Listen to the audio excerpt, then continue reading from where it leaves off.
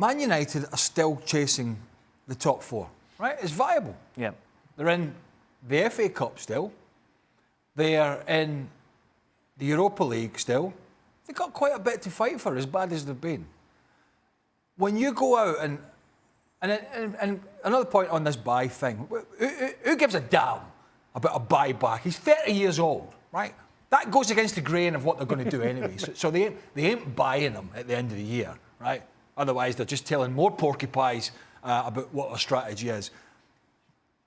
But I go back to the point, it's Man United we're talking about.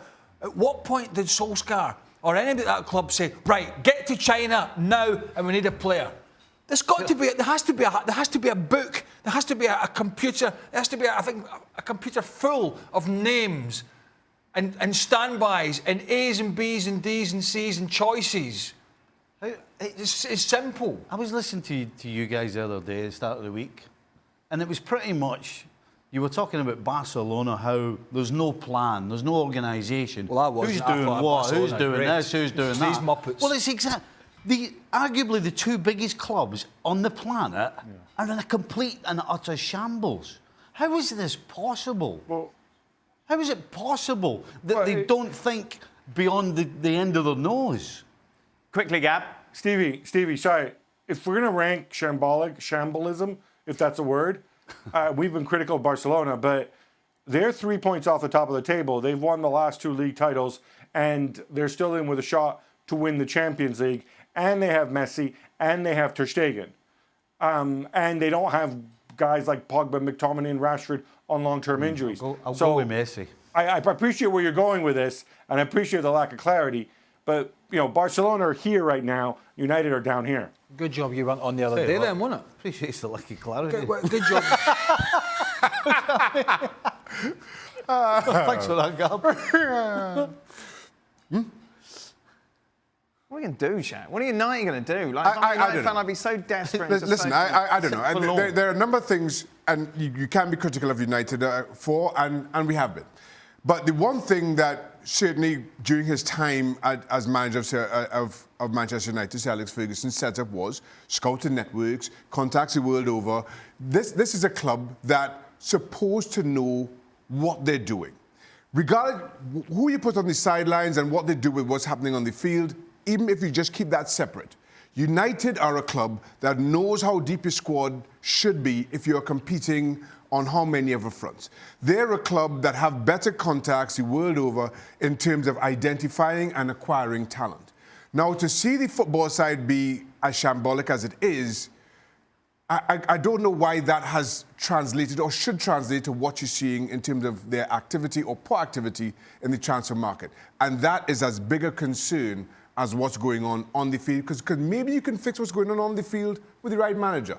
And this takes us all the way back to Solskjaer, and we talked about this a lot, in the fact that he doesn't have the appeal if you're a player and Solskjaer calls you up to try and persuade you to go to United as a Pochettino, as a Mourinho, as a Guardiola, as a Klopp, as a Ancelotti, whoever you want to put in that category. And that's another issue, another mark against him as to why on earth they stuck by him. It doesn't make any sense. So there's several barriers, I think, at United at the moment. Money not been one of them, but there's the gravitas of where they're playing, i.e. they're not in the Champions League at the moment. They're out there in the Europa League, which is where they've been in it. But they were in the Champions League last year, weren't they? But they've been flitting between both recently. They've been nowhere near in title races. It's been a struggle to get in the top four. And there's no Ferguson there anymore to entice players away from somebody who was maybe offering a little bit more money, like a Van Persie or a Berbatov going to Man City. And, Ferguson been able to convince players to come to United because they were a great side and they were going to win things, and this player was going to be the icing on the cake. He could generally, along with David Gill, it has to be said, deliver that. There are barriers at United at the moment for players coming in, and it's not easy for them to get over. But one of those barriers is the Champions League, and that's what I go back to.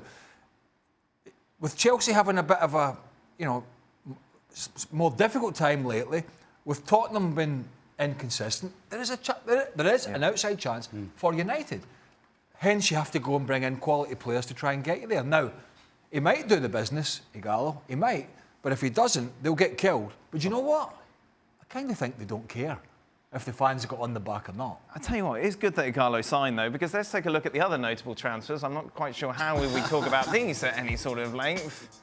There you go. Chan, obviously, to Dortmund. Trincao has gone to Barcelona. The youngster, he'll go in July. Suarez, meanwhile, on loan at Arsenal.